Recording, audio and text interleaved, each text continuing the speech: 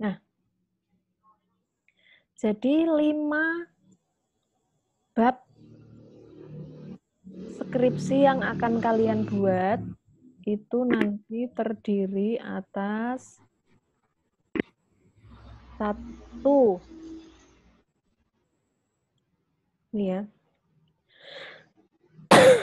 bab 1 pendahuluan, bab 2 tinjauan pustaka, atau ada juga yang menyebut kajian teori.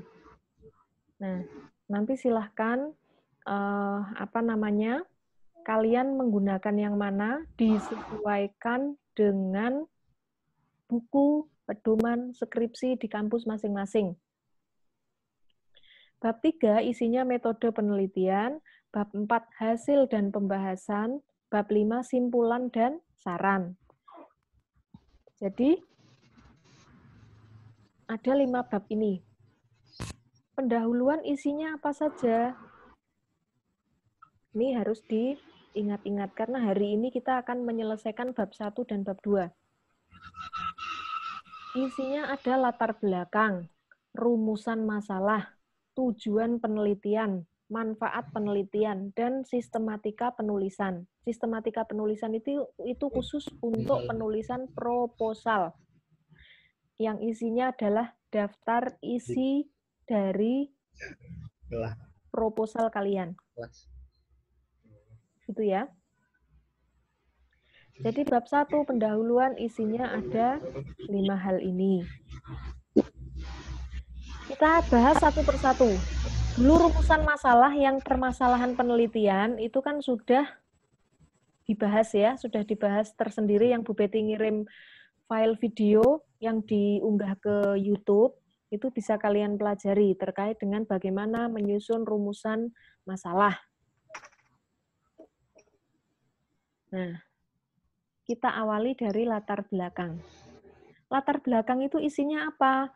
Latar belakang itu berisi motivasi penulis atau alasan kenapa kalian melakukan penelitian tersebut. Kemarin kan penelitian yang akan kalian lakukan itu harus yang up to date atau yang masih kekinian, bukan penelitian yang jadul. Sehingga di latar belakang itu penulis ataupun peneliti, mahasiswa harus menuliskan kenapa kalian melakukan penelitian itu, kok tidak melakukan penelitian yang lain, tidak memilih judul yang lain, tidak memilih tema yang lain. Apa pentingnya penelitian tersebut dilakukan? Itu ada di latar belakang. Kemudian berikutnya itu pengenalan masalah, atau kira-kira isinya intro yang mengantarkan ke tema sentral penelitian. Nah, ini sebenarnya ditaruh di paling atas. Ini ya. Ditaruh di paling atas. Jadi, kalian misalnya penelitian tentang bahan bakar kapal gitu ya.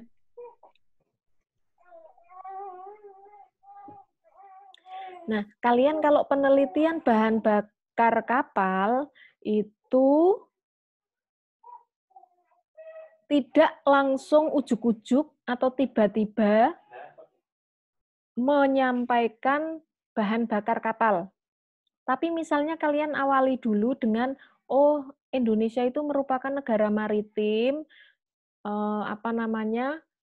sepertiga wilayahnya itu terdiri dari lautan, sehingga angkutan kapal itu masih mendominasi dan masih sangat penting. Kalian ceritakan. Jadi pakai intro dulu. Ya, jangan langsung ujuk-ujuk bahan bakar kapal gitu. Tapi intronya jangan terlalu jauh.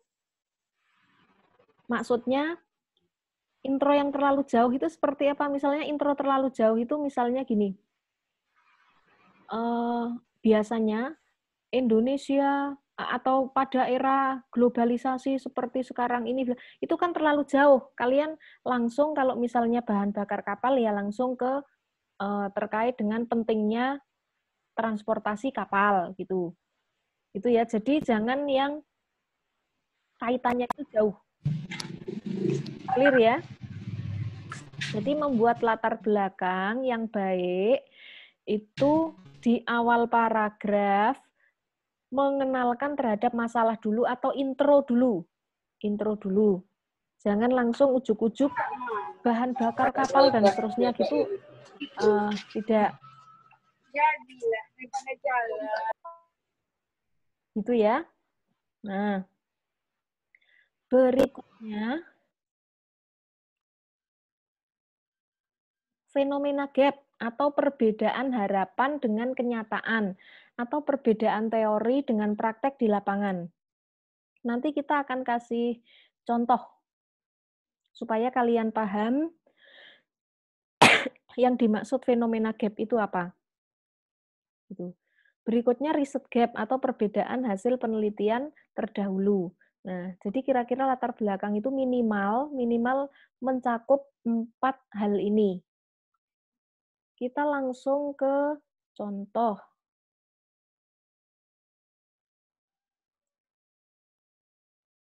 Nah, ini ya. Contohnya adalah pengaruh kualitas bahan bakar terhadap kecepatan kapal. Tak ulangi lagi. Jadi kira-kira judul skripsinya itu pengaruh kualitas bahan bakar terhadap kecepatan kapal. Kira-kira kualitas bahan bakar itu berpengaruh enggak terhadap kecepatan kapal? Atau sama saja?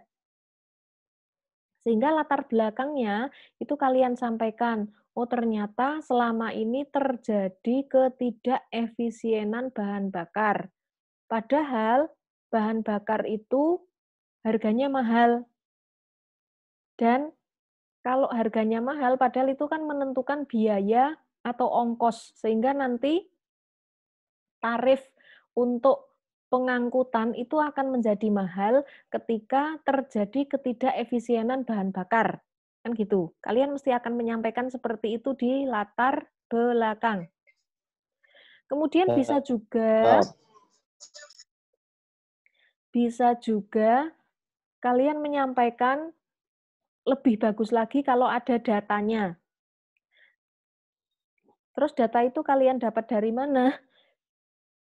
Kalian dapat dari hasil penelitian kakak kelas sebelumnya, misalnya. Atau dari koran, dari BPS, dan seterusnya. Oh, ternyata kecepatan kapal itu tidak stabil, misalnya. Lalu, kemudian mesin cepat panas. Padahal, kecepatan kapal itu menjadi prioritas, supaya ketika berlayar itu tidak berbulan-bulan di lautan. Kan harus jalan dengan cepat, dengan bahan bakar yang efisien. Sehingga kalian harus bisa mencari solusi supaya ada keefisienan bahan bakar. Nah, itu kira-kira nanti kalian menulis latar belakang itu kan kira-kira 8 halaman gitu ya. 8 sampai 10 halaman. Jadi banyak hal nanti yang disampaikan, tapi kira-kira isinya seperti itu. Tadi, kenapa kalian kok melakukan penelitian itu? Apa sih pentingnya penelitian tersebut? Kemudian, fenomena gap. Fenomena gap, kalian tapi diawali dengan intro dulu ya. Intro atau pengenalan masalah. Jangan langsung ujuk-ujuk ke tema sentral.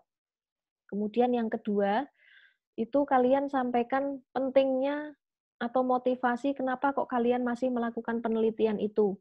Apa pentingnya, apa urgensinya. Sehingga penelitian kalian itu, judulnya itu nanti tidak bolak-balik ditolak oleh pembimbing. Karena ada urgensinya, ada manfaatnya. Gitu. Kalau dilakukan itu tidak sia-sia. Gitu ya. Kemudian fenomena gap. Fenomena gap itu adalah perbedaan antara harapan dengan kenyataan. Nah, harapannya kapal-kapal itu kan semuanya bahan bakarnya efisien. Sehingga biaya untuk bahan bakar itu bisa ditekan. Oh, tapi kenyataannya ternyata banyak kapal-kapal yang belum efisien. Misalnya, ini loh pendapatnya ini, data dari sini, data dari situ, dan seterusnya. Itu namanya fenomena gap. Itu perlu disampaikan di latar belakang. Ya, clear ya, punya bayangan ya. Lalu, setelah selain perbedaan antara harapan dengan kenyataan, bisa Cocok. juga Kelihatan deh.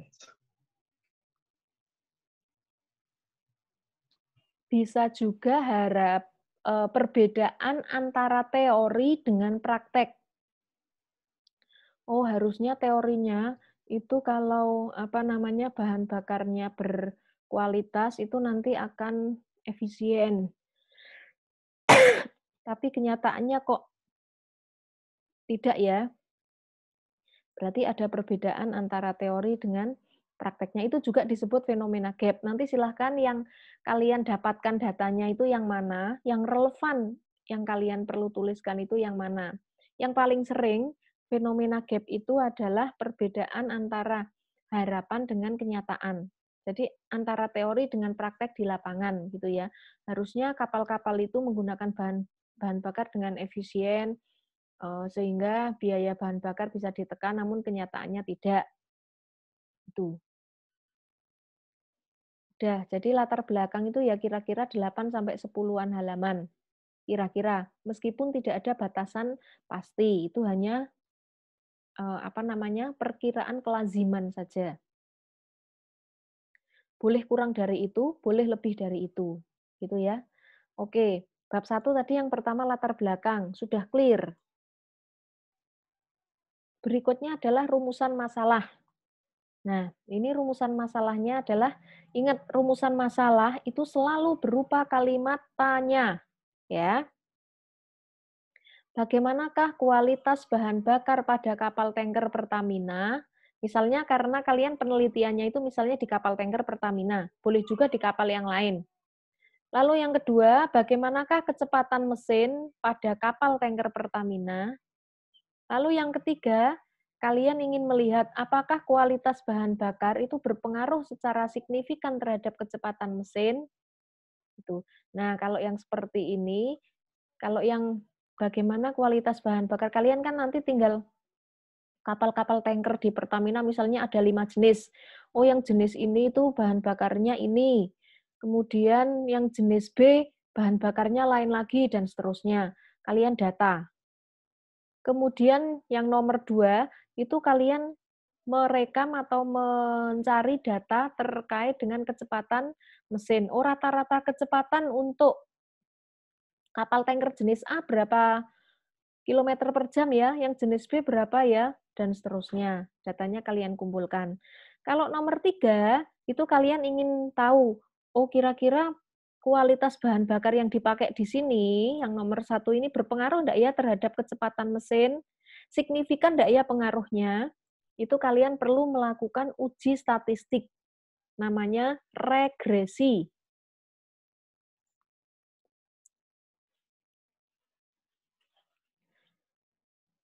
Itu. Berikutnya adalah, berarti rumusan masalah clear. Tak ulangi, rumusan masalah selalu berupa kalimat tanya. Kemudian nomor 3, tujuan penelitian. Tujuan penelitian ini harus sinkron dengan rumusan masalah. Ya, dicatat ya. Tujuan penelitian harus sinkron dengan rumusan masalah. Maksudnya sinkron bagaimana? Tadi kan di rumusan masalah ada 3. Ada 3 rumusan masalah. Ada 3 permasalahan yang akan dipecahkan. Nah, sehingga kalian menuliskan tujuan penelitian itu juga selaras dengan rumusan masalah tadi. Yang pertama, untuk mengidentifikasi kualitas bahan bakar pada kapal tanker Pertamina. Yang kedua, untuk mengidentifikasi kecepatan mesin pada kapal tanker Pertamina. Yang ketiga, untuk mengetahui pengaruh kualitas bahan bakar terhadap kecepatan kapal.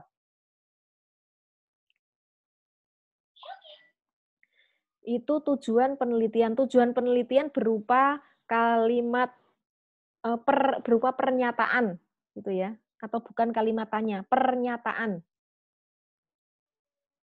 Ingat, rumusan masalah dengan tujuan penelitian harus sinkron, harus selaras. Sekarang manfaat penelitian. Manfaat penelitian itu misalnya, untuk kru kapal. Manfaatnya apa? Sebagai bahan pertimbangan untuk menentukan penggunaan bahan bakar yang akan dipakai. Jadi, hasil penelitian kalian itu nanti kira-kira manfaatnya apa? Yang bisa pakai siapa saja? Oh, hasil penelitian saya itu nanti bisa dimanfaatkan oleh kru kapal. Kira-kira mereka kalau memilih bahan bakar itu harus yang seperti apa? Lalu untuk perusahaan apa namanya, kapalnya itu, atau Pertamina dalam hal ini, untuk mengetahui bahan bakar mana yang lebih efisien, sehingga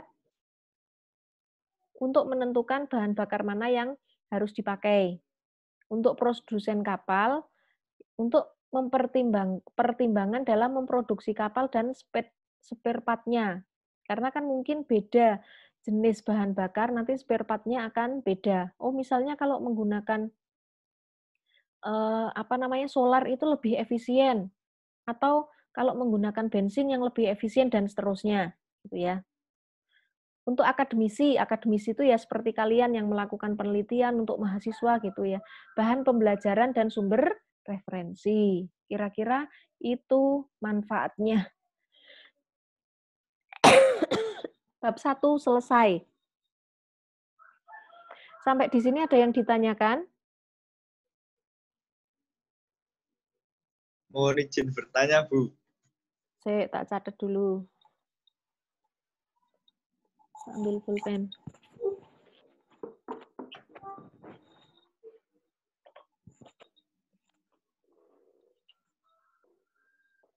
Namanya, kelasnya. Nama Wilda Masden Pratama, kelas T4H.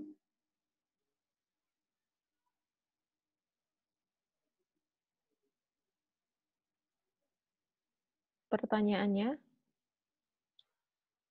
Untuk data yang dicantumkan tadi, itu berasal dari penelitian orang lain atau dari kita sendiri, Bu? Dari penelitian orang lain bisa. Kalau dari penelitian orang lain, kalian harus mencantumkan di bawahnya sumber, misalnya BPS tahun 2020, atau sumber penelitian, misalnya penelitian Alif, berarti sumber, kan kalau mengutip itu yang dipakai nama belakangnya. Yulianto 2020 misalnya. Kalau misalnya kalian punya data observasi, itu juga bisa diberi sumber observasi peneliti 2020 misalnya. Itu juga bisa. Gitu ya. Terima kasih, Bu. Ada lagi yang mau ditanyakan?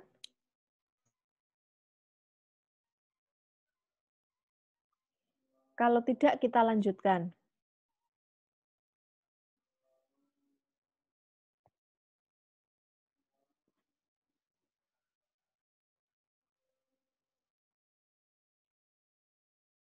Kita lihat tugas kalian yang kemarin. Bentar.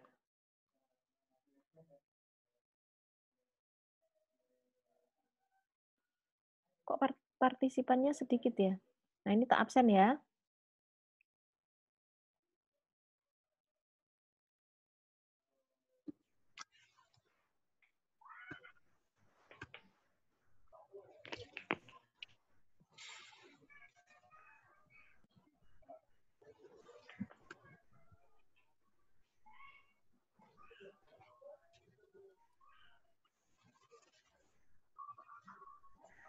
Jangan melakukan aktivitas apapun dulu.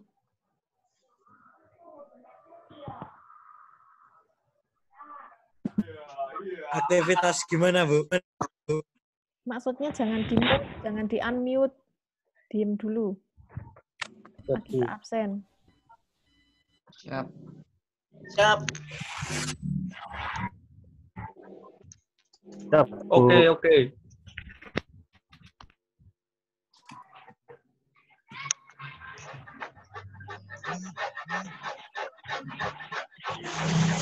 Ya, semuanya sekarang di-unmute semua, tak absen sekarang. Di-unmute semua, nggak boleh ngapa-ngapain, nggak boleh klik chat, nggak boleh klik apapun.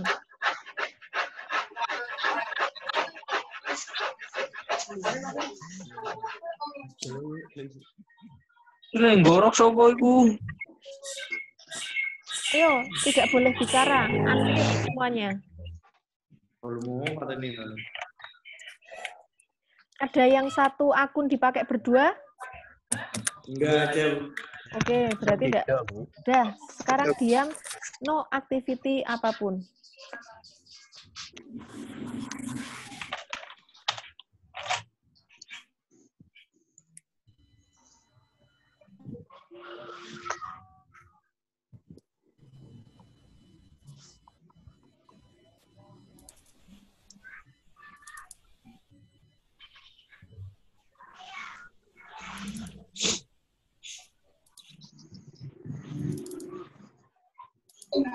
Taufik, hadir.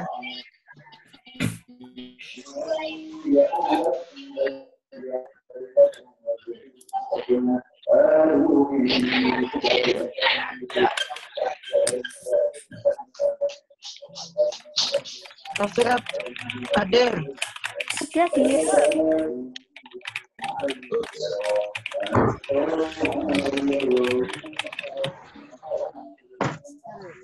Soalnya terus jadi berantakan kalau ada yang beraktivitas.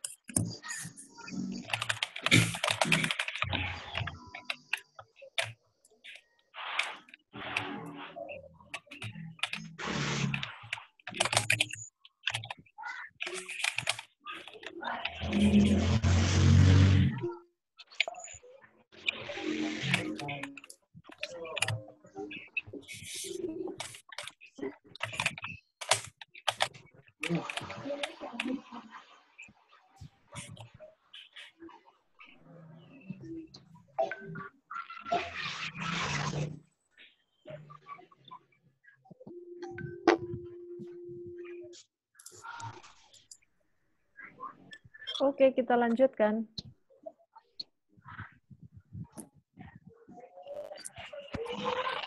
Ya, Bu.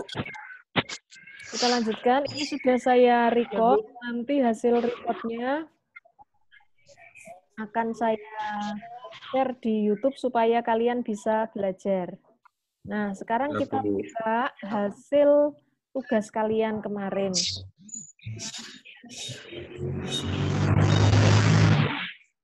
Di-mute dulu ya. Siap, Bu.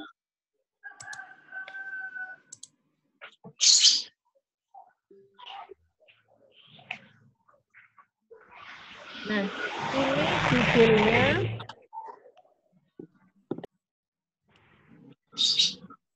judulnya adalah nih, analisa kerusakan fuel oil circulation pump pada mesin induk di kapal MT Pelaju. Lalu rumusan masalahnya, kelihatan ya, semuanya bisa baca ya? Kelihatan, Bu. Bagaimana faktor yang menjadi penyebab? Ini keliru. Harusnya apa saja faktor yang menjadi penyebab kerusakan FO pada mesin induk di kapal MT pelaju. Bukan bagaimana, tapi apa saja faktor. Gitu ya. Kemudian, rumusan masalah yang kedua.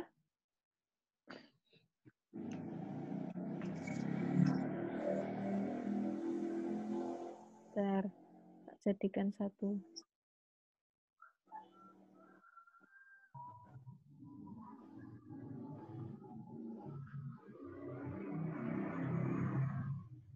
Rumusan masalah yang kedua, bagaimana upaya yang dilakukan untuk mengatasi faktor penyebab kerusakan FO circulation pump. Oke, yang pertama tadi yang keliru gitu ya. Kalau rumusan masalah seperti ini, kira-kira ada yang bisa menjawab enggak? Tujuan penelitiannya apa? Silakan yang bisa menjawab, sebutkan nama dan kelas. Tadi rumusan masalahnya apa saja faktor yang menjadi penyebab kerusakan bla bla bla bla dan bagaimana upaya yang dilakukan. Silahkan yang bisa menjawab, oh kalau rumusan masalah seperti ini berarti tujuan penelitiannya seperti apa?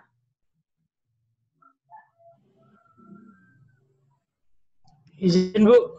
Ya, namanya siapa? Nama Petrus. Kelas T4F. apa? Kelas T4F. T4F. Namanya Petrus. Petrus. Ya. Siap. Jadi tujuan untuk rumusan masalahnya adalah untuk mengetahui penyebab kerusakan fuel oil circulation pump pada mesin induk di kapal MT Pelaju.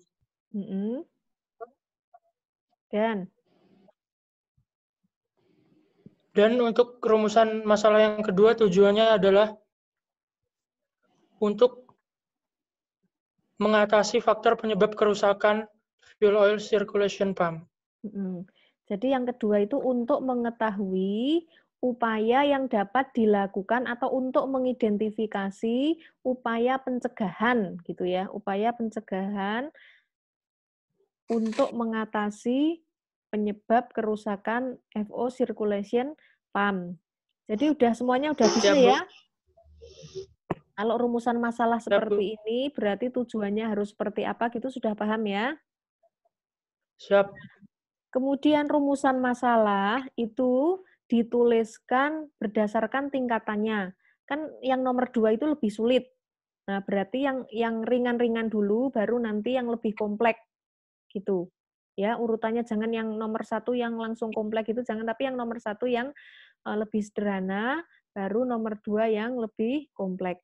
Dan rumusan masalah itu tidak harus 2. Bisa 4, bisa 3, dan seterusnya.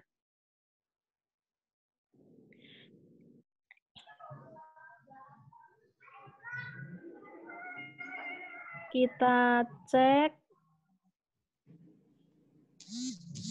berikutnya, misalnya ini.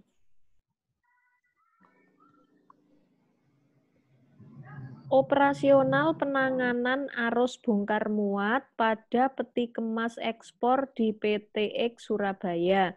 Biasanya kan kalian kalau penelitian di suatu perusahaan itu namanya harus disembunyikan gitu ya, enggak boleh diekspos. Bisa pakai PT XYZ dan seterusnya. Nah, itu kata pengantar itu harus disampaikan bahwa pihak perusahaan meminta peneliti untuk merahasiakan nama perusahaan. Perusahaan ini terletak di Surabaya gitu misalnya. Tapi ada juga kalau perusahaan tidak mau disebutkan alamatnya, juga kalian enggak usah menyebutkan alamatnya gitu ya.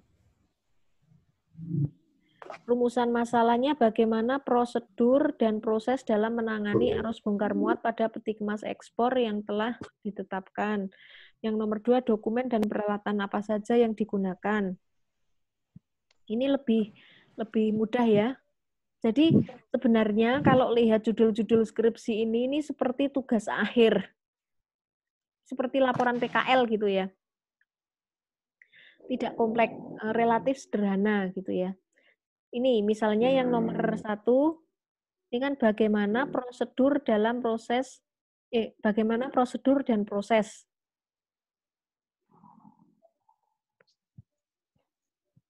Ini sebenarnya prosedur sama proses itu kan sama ya, jadi bisa diringkas satu saja.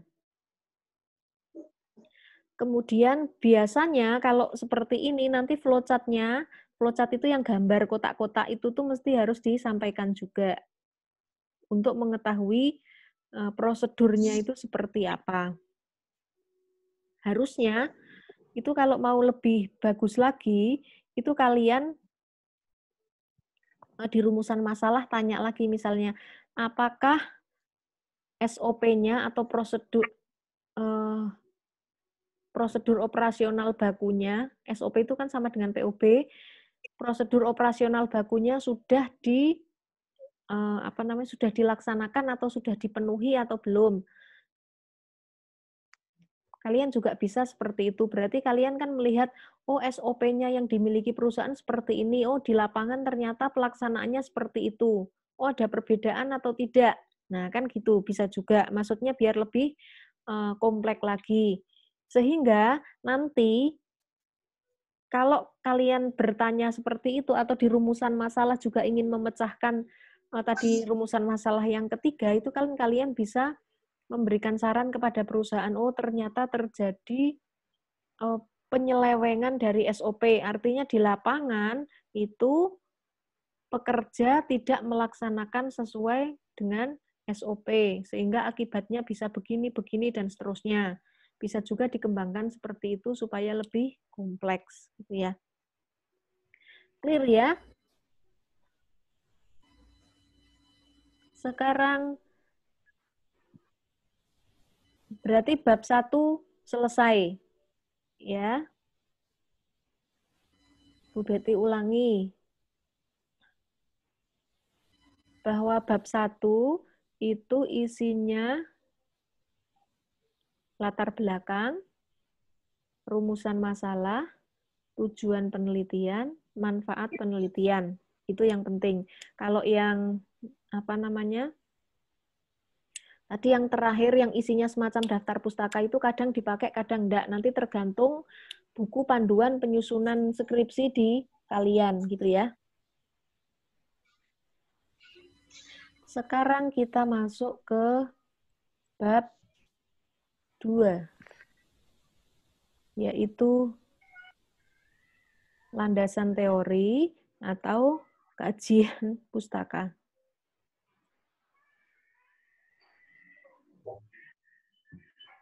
Nah, bab 2 itu isinya landasan teori atau kajian pustaka. Ini gampang. Karena biasanya banyak dari penelitian kalian itu kan tidak pakai variabel. Artinya kalian hanya identifikasi faktor-faktor penyebab apa gitu kan. Kalau yang seperti itu penelitian kalian kan namanya penelitian deskriptif kualitatif. Hanya mendeskripsikan, tidak menguji menggunakan regresi misalnya atau alat statistik. Alat statistik itu hanya alat statistik deskriptif. Kalian menyajikan data, membuat grafik, tabel, dan seterusnya. Bukan untuk mengambil keputusan. Nah, untuk jenis penelitian statistik deskriptif seperti itu, landasan teorinya, itu berarti kalian cukup mencari dari sumber buku, dari jurnal atau artikel yang terkait dengan penelitian yang kalian ambil itu, gitu ya.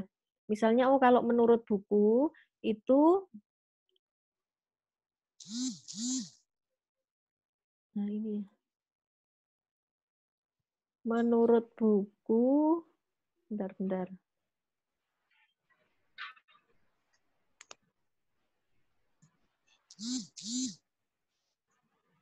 Nah, misalnya tadi yang kerusakan fuel oil circulation pump. Nah, berarti kalian kan akan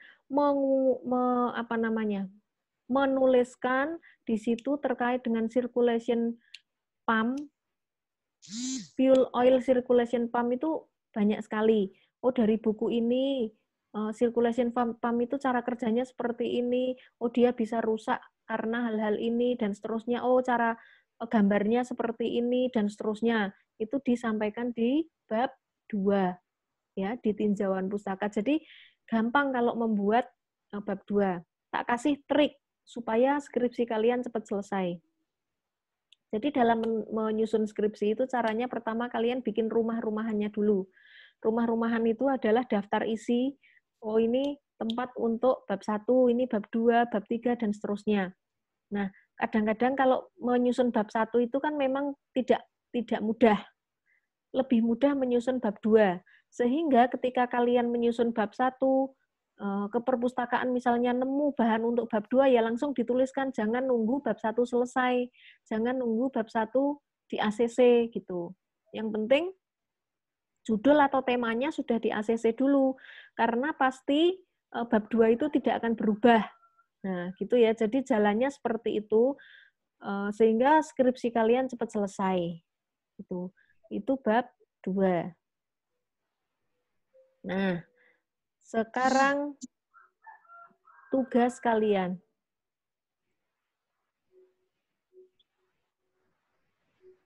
Kalian kan kenal kakak kelas kalian ya? Ya, Bu. Silahkan nanti ditulis daftar isi skripsi kakak kelas kalian. Pilih salah satu yang sesuai dengan prodi saudara dan yang saudara minati. Ya, tema yang kira-kira nanti saya mau penelitian ini gitu ya, supaya tidak 2 kali kerja gitu ya. Tugas kalian selain daftar isi adalah meresum. Meresum itu merangkum bab 1 dan bab 2. Tapi saya batasi maksimal 2 halaman.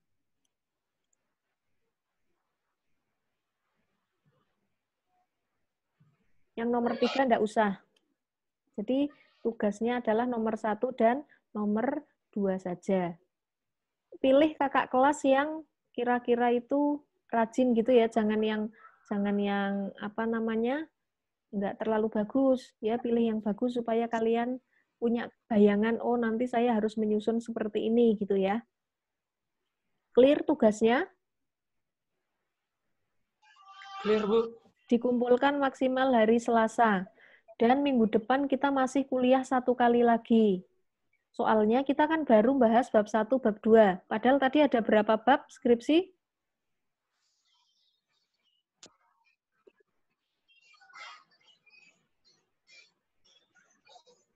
Skripsi itu ada berapa bab? 5 bab, Bu. Ada 5 bab ya, diingat-ingat ya. Oke. Oke ya, minggu depan kita kuliah 1 kali lagi. Untuk tugasnya dikumpulkan hari Selasa melalui komting masing-masing. Jadi dijadikan satu folder, nanti di-RAR, terus dikirim ke Bu Betty. Oke, maksimal 2 halaman. Berarti ditambah dengan daftar isinya maksimal 1 halaman.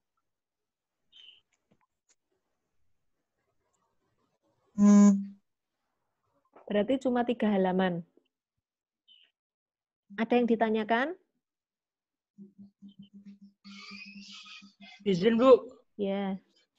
Ini kalian Izin. bisa lihat PowerPoint ya? Siap, bisa, Bu. Bisa, Bu. Aku. Gimana? Izin bertanya, Bu. Heeh. Nama Petrus, kelas T4F. Heeh. Gimana? Izin bertanya, Bu. Tadi kan Ibu menyebutkan regresi. Nah, itu penjelasannya gimana? Saya kurang paham. Dan tadi Ibu juga mengatakan kalau bab 2 itu nanti tidak akan berubah. Kata Ibu juga mengatakan tidak perlu, apakah itu berarti tidak perlu di ACC, Bu, bab 2-nya? Atau bagaimana, Bu? Maksudnya tak jawab dari yang terakhir dulu ya. Nah, jadi Siap. bab 2, kalau selama kalian itu judulnya atau temanya sudah di ACC, bab 2-nya itu kan nggak berubah banyak gitu ya. Nah, jadi kalian sudah bisa mulai menulis meskipun bab 1-nya belum selesai. Misalnya kalian belum latar belakangnya belum di ACC, karena nyusun latar belakang itu yang susah, ya.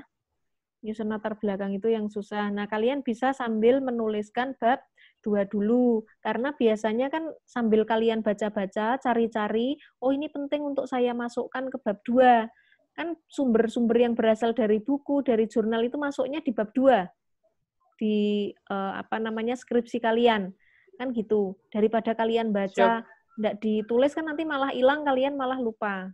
Sehingga seperti itu ya, nanti bab 2 tetap harus kalian ya bimbingan juga bab 2 gitu. Tapi relatif lebih mudah dibandingkan bab 1 maupun bab 3, bab 4 gitu. Bab 2 itu relatif lebih gampang karena kan kalian tinggal ngambil dari buku, dari jurnal dan seterusnya. Clear? Siap, terima kasih Bu. Clear. Lalu regresi. Nah, regresi itu adalah alat analisis untuk menguji apakah tadi misalnya X berpengaruh terhadap Y. Kalau dalam kasus contoh tadi, apakah kualitas bahan bakar berpengaruh terhadap kecepatan mesin. Nah, itu nanti perlu diuji. Kalian mengumpulkan data, oh kapal yang bahan bakarnya jenis A, kecepatan rata-rata mesinnya adalah sekian. Kalian mengumpulkan banyak data, banyak kapal, gitu ya. Terus itu diujikan secara statistik. Oh, ternyata memang hasil regresinya itu berpengaruh bahwa kalau bahan bakarnya berkualitas, nah bahan bakar yang berkualitas itu nanti kalian yang tahu. Karena kan kalian yang melakukan penelitian. Oh, ternyata jenis yang seperti ini, yang oktannya sekian dan seterusnya gitu ya.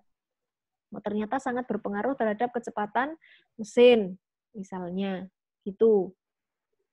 Jadi regresi itu adalah alat analisis. Pakai SPSS bisa. Yang paling sering pakai SPSS, tapi pakai Excel juga bisa. Tuh. Siap, terima kasih Bu. Ya, ada lagi yang mau bertanya?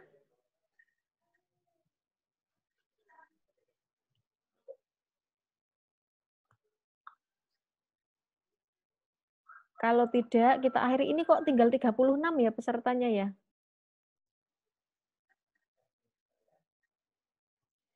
Banyak yang live. Oke, kalau tidak ada yang ditanyakan, sampai di sini dulu. Ini tugasnya silahkan dikerjakan. Minggu depan Siap, kita Bu. masih ada kuliah 1 kali lagi. Ya, Bu. Siap, Bu. Siap, Bu. Terima kasih.